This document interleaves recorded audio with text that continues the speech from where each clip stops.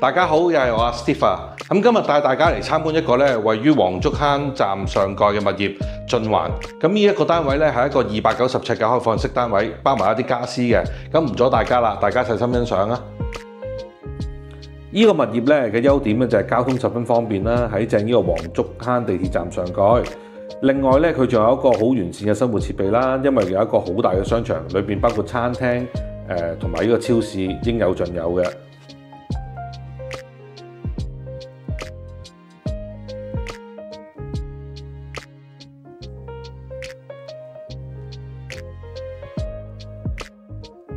咁呢個單位咧設備相當齊全嘅，除咗呢個紅酒櫃之外啦，蒸焗爐啦，一啲電磁爐咧，全部都有晒喺度。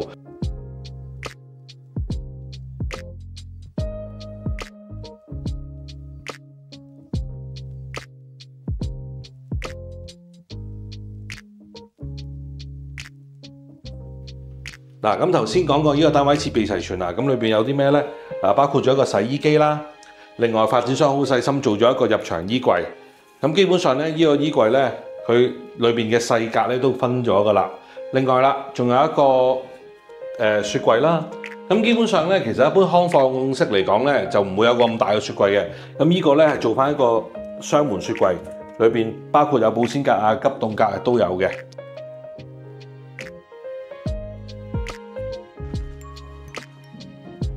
大家都欣賞完呢個單位啦，咁呢個單位呢，可以話係目前喺黃竹坑站上蓋一個性價比最高嘅租盤嚟嘅。咁除咗呢個單位之外呢，其實發展商呢都有啲單位呢而家仲係放賣緊嘅。咁如果大家想嚟親身睇下呢個單位嘅話呢，可以隨時聯絡阿 Steve。咁今日段片呢就嚟到呢度啦，咁下次再見啦，拜拜。